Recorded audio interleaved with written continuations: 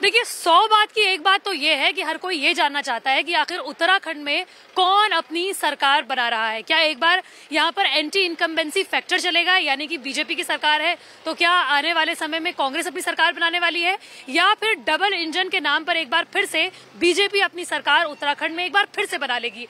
उत्तराखंड तक का ये सफर जो है वो कोटद्वार में इस वक्त पहुंचा हुआ है और पत्रकार जो होते हैं ना वो हर लोगों से, पार्टियों से, बीजेपी के कार्यकर्ताओं, कांग्रेस के कार्यकर्ताओं, तमाम लोगों से बात करते हैं और उन्हें सबसे ज्यादा सटीक जानकारी होती है कि आखिर कौन आने वाले समय में अपनी सरकार बना रहा है। तो बस उत्तराखंड में इस वक्त हम मौजूद हैं, कोटद्वार में इस वक्त हम मौजूद हैं और यहाँ के पत्रकारों से हम पूछने वाले हैं, कोटद्वार के पत्रकारों से, कि आखिर कौन, चाहे ये विधानसभा हो, चाहे आसपास की विधानसभा हो या फिर उत्तराखंड में, कौन अपनी सरकार बना रहा है। तो सर सबसे पहले आप ही से बात करते हैं, आप कितने साल से अगर हम बात करें तो पत्रकारिता कर रहे हैं? मैं 42 ईयर्स। 42 ईयर्स। तो अब 4 दशक जो है उससे पत्रकारिता आप कर रहे हैं, तो अब ये बताइए कि उत्तराखंड का इस वक्त क्या आपको मूड दिखाई दे रहा है? अभी तो बड़ा कंफ्यूज हो रखा है, क्योंकि बीजेपी सरकार का जो है एंटी इनकम्बेंसी जो है बहुत ज्यादा थी, लेकिन उस साथ जो आश्चर्य हुआ कि कांग्रेस ने उसको कैश नहीं किया। अच्छा।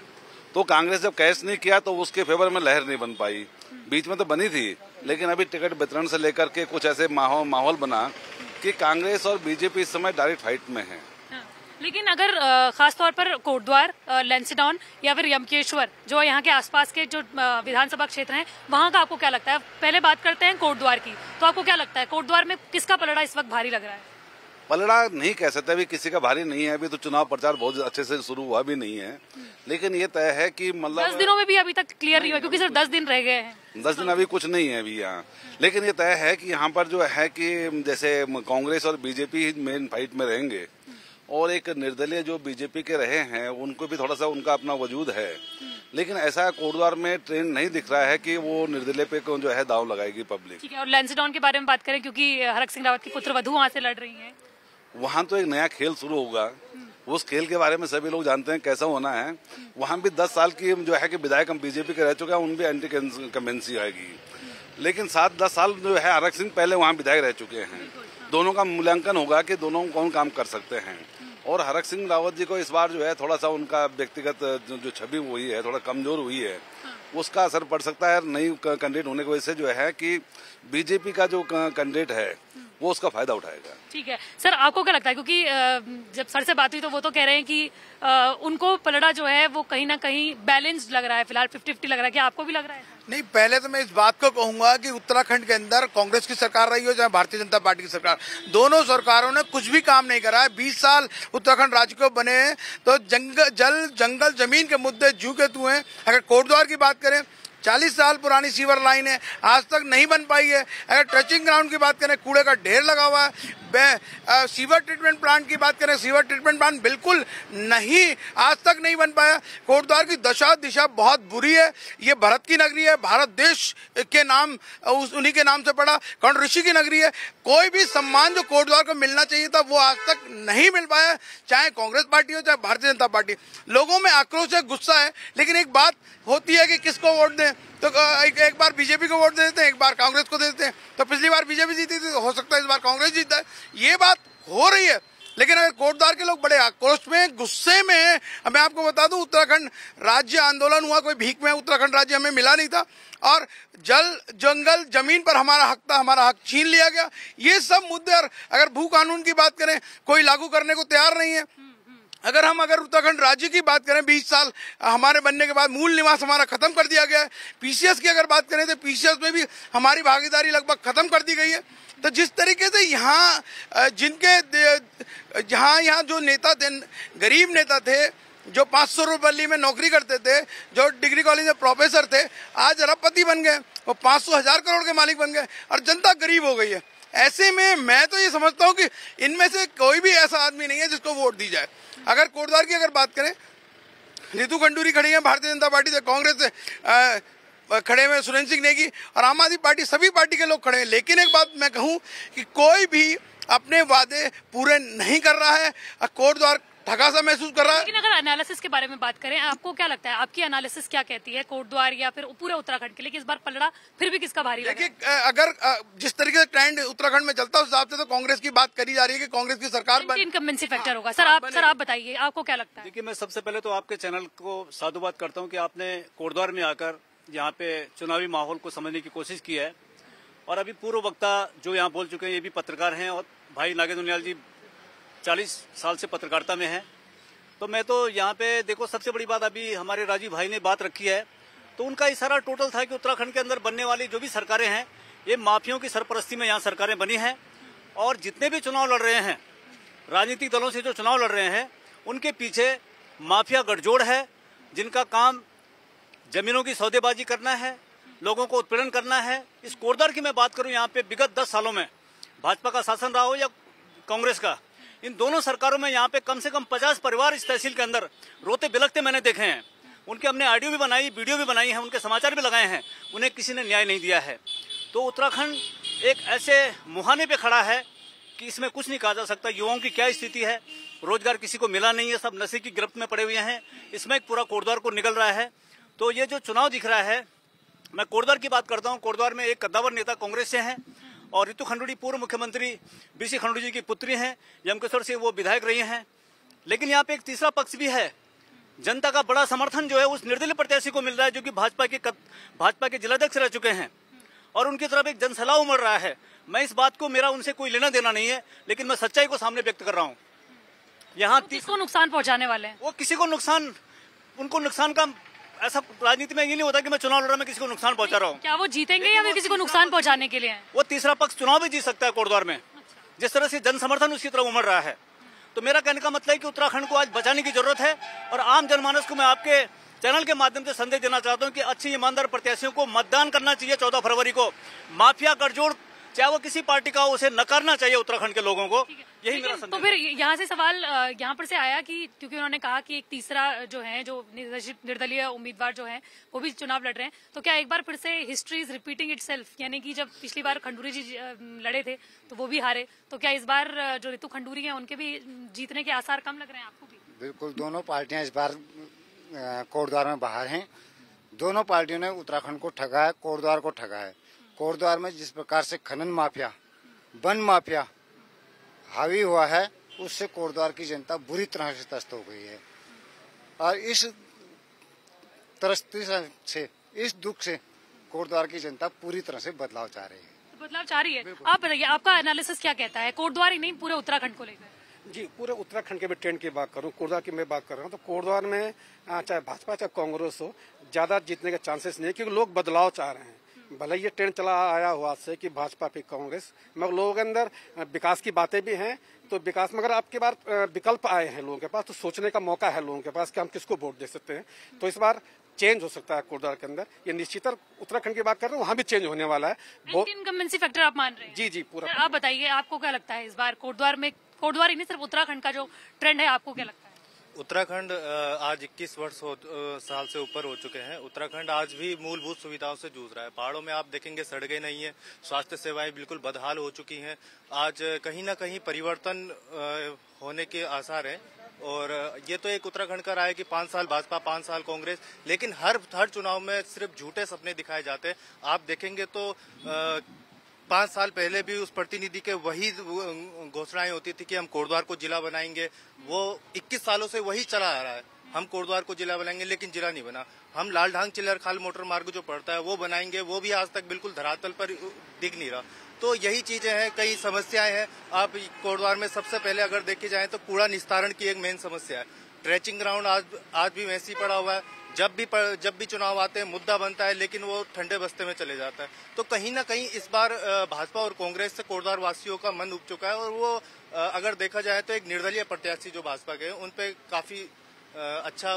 लेकिन आप में से कई लोग जो हैं, जो कि निर्दलीय प्रत्याशी हैं, धीरेन्द्र चौहान शायद, तो आप उनके बारे में कुछ कह रहे हैं। आप में से कोई ऐसा भी है जो लगता है कि पूरी तरीके से नकार रहे हैं और कह रहे हैं कि जो कंपटीशन रहने वाला है वो बीजेपी और कांग्रेस के बीच में रहने वाला है? जी, मेरा पूरा एनालिसिस है कि जो आखिरी जो फाइट होगी कांग्रेस और बीजेपी के बीच में होगी। यहाँ एक तो नेशनल लोग जो है कि पार्टी को लोग मानते हैं ज्यादातर, आज तक बहुत ज्यादा। एक बार का जो है लैंडस्टोन विधानसभा जब उसमें कोटद्वार था तो तब आया था कि एक निर्दलीय 2 बार जीते इस जगह से आजादी के बाद से। वो एक पत्रकार थे, पहली बार जो 67 में जीते निर्दलीय, और एक 93 में जीते थे। तो उसके बाद से ऐसा कोई ट्रेंड दिखाई नहीं दिया कि निर्दलीय को कोई लोग करेंगे, क्योंकि वो जो निकले हैं बीजेपी से निकले हैं और उनके साथ में जो कहा जा रहा है कि सब एक्स सोल्जर हैं, तो एक्स सोल्जर जो है कि लास्ट में जो मोदी जी साथ निकल जाएंगे 1 रैंक 1 पेंशन में। और अभी धीरे धीरे निकल रहे हैं सब लोग, लगभग 1 रैंक 1 पेंशन के नाम से सब मोदी पे जो है कि आने वाले हैं। और आखिर तक उनको लगा कि अगर मोदी हार रहा है तो सारे एक साथ आ भी सकते हैं और वहां भी जा सकते हैं। क्योंकि जितना मैं भी घूमी हूँ मुझे भी यही लगा कि लास्ट में जो फाइट होगी वो बीजेपी और कांग्रेस के बीच में हो सकती है। आपको ऐसा क्यों लग रहा है कि जो तीसरा है? मैं आपके सामने स्पष्ट कर दूं, आज कांग्रेस और भाजपा में टिकट माफियाओं के इशारे पर प्रत्याशी चयनित किए जाते हैं और कोटद्वार में यही हुआ है। कोटद्वार में एक बहुत बड़ा माफिया जो यहाँ सिंडिकेट है, वो सिंडिकेट कांग्रेस में भी है और भाजपा में भी है। इन्होंने एक पूरी प्लानिंग बनाई है। सर, अगर हम प्रैक्टिकली बात करें तो सिंडिकेट जो है मुझे लगता है कि सारे राज्यों में विधानसभा जितने तमाम विधानसभाओं में होगा, लेकिन एट द एंड जो फाइट होती है वो हमेशा 2 पार्टियों के बीच में ही ट्रेंड जो है वो देखा गया है। फाइट होगी वो सीधे जो है निर्दलीय प्रत्याशी धीरेन्द्र चौहान और दूसरा जो कांग्रेस है उसमें फाइट होगी। ये मैं आज आपको कह रहा हूँ और आने वाले 10 मार्च को आपको ये रिजल्ट मिलेगा, क्योंकि एक बड़ा जन सैलाब जो है धीरेन्द्र चौहान के पक्ष में उतर रहा है। वाकई में आपको भी ऐसा लगता है? बिल्कुल, कहीं ना कहीं भाजपा और कांग्रेस की जो नीतियां रही है वो धरातल पे कहीं दिखी नहीं। तो इस बार जो है कि कोटद्वार की जनता एक निर्दलीय प्रत्याशी से उम्मीद लगाए बैठी है, मेरा मानना ये है, और कहीं ना कहीं ये दिख भी रहा है। ऐसा तो नहीं है कि रितु खंडूरी के वोट काटने के लिए वो खड़े? नहीं, ऐसा नहीं है। बदलाव की लोग चाहते हैं। मैं कहा था ना आपसे कि लोगों के पास विकल्प नहीं था। विकल्प आम आदमी पार्टी भी विकल्प? हाँ, तो वो भी काट रहे हैं। अब ये मत सोचिए कि केवल आम आदमी पार्टी या धीरेन्द्र चौहान जी होंगे, कोई भी कुछ कर सकता है, क्योंकि वोटर बहुत जागरूक है। आज की डेट के अंदर कोई भी नेता ही नहीं बोल सकता कि मैं जीत रहा हूँ, क्योंकि वोटर बड़ा साइलेंटली अपनी बात को जान रहा है, क्योंकि सोशल मीडिया का जमाना है, वो देख भी रहा है, अपनी बातें शेयर भी कर रहा है। तो बहुत कुछ है। इस बार कुछ अप्रत्याशित हो सकता है, निश्चित समझिएगा इस बार। वाकई में आप लॉजिक ये भी है कि मैं जो एनालिसिस हम लोगों ने किया है जो वोटर का है, हमारे यहाँ करीब 1,12,000 करीब वोटर हैं। 64 हम जो है पोलिंग होगा, इसमें हो सकता है इस बार कम हो, तो करीब 70-75 हजार करीब पोलिंग होना है। तो कोटद्वार में जो मैंने आपको बताया ना, एक तो बीजेपी का अपना कैडर वोट 10 से 12 हजार के बीच में मिनिमम है, वो तो आना ही आना है। वो चाहे निर्दलीय कोई खड़ा हो जाए, कुछ भी हो जाए। पिछली बार नगर नियर चुनाव में वो वोट जो कैडर वोट है वो पड़ा है। उसके अलावा जो हमारे कोटद्वार में हैं करीब 30 हजार वोटर जो है कि सोल्जर के हैं या सोल्जर के हैं, वो बीजेपी में अगर 15 हजार भी आ गए तो 25 हजार में जो है कि ये फाइट में आते हैं। बीजेपी सीधी फाइट में बीजेपी आती है। कांग्रेस में एंटी इनकम्बेंसी को उन्होंने जो है इसको कैश नहीं कर पाए। ये अगर हम सीधे तौर पे अगर प्रैक्टिकली बात करें तो कोटद्वार में आज तक कभी कोई ब्राह्मण जीता हो ऐसा कभी दिखाई दिया नहीं है। नहीं, तो कितने साल पूरे पहले? 67 में। तो अभी फिलहाल जो नहीं, इसीलिए मैं कह रही हूँ कि अगर कोटद्वार के बारे में बात करें तो यहाँ पर एक तरफ कोटद्वार में देखिए, मैं भी पूरा दिन भर घूमता हूँ और मुझे भी पत्रकारिता में 30 साल से ऊपर हो चुका है। मैं बेसिकली फोटोग्राफरी बेस का था, लेकिन मैं पत्रकारिता में धीरे धीरे थोड़ा समझे इसको भी हम। तो मेरा कहने का मतलब ये कि कोटद्वार में जो स्थिति इस समय है, यहाँ पे बदलाव चाहते हैं लोग और तीसरे पक्ष को यहाँ पे जनता अपना समर्थन देगी। और ये छोटी विधानसभा है, यहाँ पे बदलाव होना है। लेकिन क्या ऐसा तो नहीं है कि अगर 2 राजपूत कैंडिडेट हैं और एक ब्राह्मण कैंडिडेट, तो लोग राजपूतों के बीच में छाटेंगे? ब्राह्मण राजपूत कैंडिडेटों में ही फाइनल होना है। और यहाँ पे लोग बदलाव चाहते हैं, क्योंकि माफियाकरण से लोग त्रस्त हैं। लोगों के घर बिक गए, लोगों की जमीनों पे कब्जा हो गया, किसी ने प्लॉट अगर कहीं पे खरीदा, तो दोनों कांग्रेस। ये तो हरक सिंह रावत के बारे में बोल रहे हैं ना? हरक सिंह रावत के बारे में नहीं बोल रहा मैं 20 साल से इतिहास जो उत्तराखंड के अंदर है उसको मैं बयां कर रहा हूँ। मैं भी इस राज्य के आंदोलन में मैंने भी 17 साल अपने लगाए हैं। 14 दिन मैं जेल में रहा हूँ उत्तराखंड आंदोलन में। तो मैं आपको बता दूं कि यहाँ पे हर आदमी परेशान है अवैध भू कारोबारियों से, शराब माफियाओं से, इसमें ड्रग्स के जो कारोबारी यहाँ पर है, और इनको प्रोटेक्शन है दोनों का।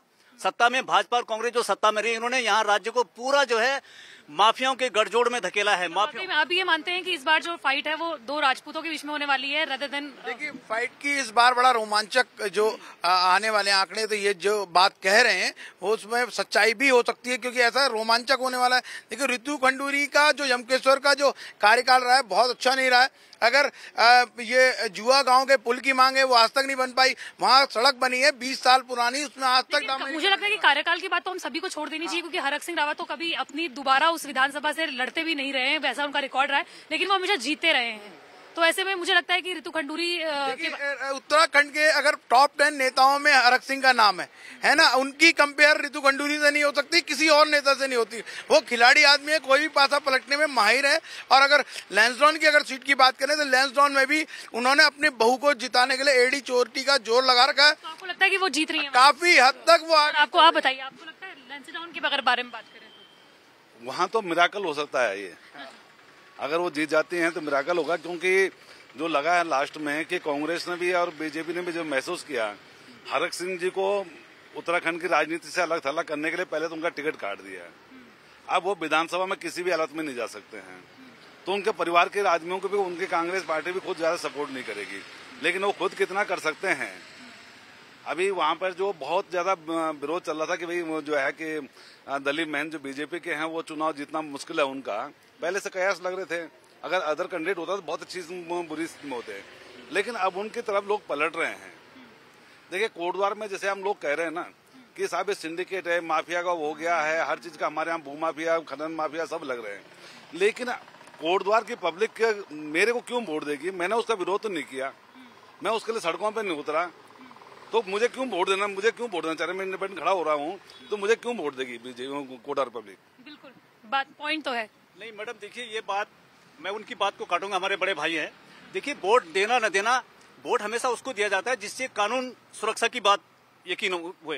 हमारा विधायक जो हमारा कोटद्वार का जो विधायक होगा वो यहाँ लॉ एंड ऑर्डर को देखेगा नहीं क्या? भू माफियाओं, खनन माफियाओं के खिलाफ एक बार भी लामबंद नहीं हुआ निर्दलीय प्रत्याशी, ना ही उसने ड्रग माफियाओं के खिलाफ आंदोलन करा, ना शराब माफियाओं के खिलाफ, ना ही खनन माफियाओं के खिलाफ। ऐसे में सिर्फ अच्छा होना, खूबसूरत होना, बातें अच्छे करना, ये प्रत्याशी की कोई योग्यता नहीं मानता। मुझे लगता है कि सिर्फ एक आदमी पे डिस्कस करना है। कोटद्वार में पिछले साल नदियों के सीने इस तरह चीरे गए, बहुत बुरी हालत, बहुत बड़ी बात यमकेश्वर की करते हैं। आपको क्या लगता है यमकेश्वर के बारे में बात करें तो, क्योंकि वहां पर उन्होंने रेणु बिष्ट को उतारा है और ये सोचकर कि अजय सिंह बिष्ट जो है यानी कि जो योगी आदित्यनाथ हैं, लोग शायद उनके नाम पर भी वोट देते, लेकिन आपको लगता है कि ऐसे में यमकेश्वर सीट कौन जीता?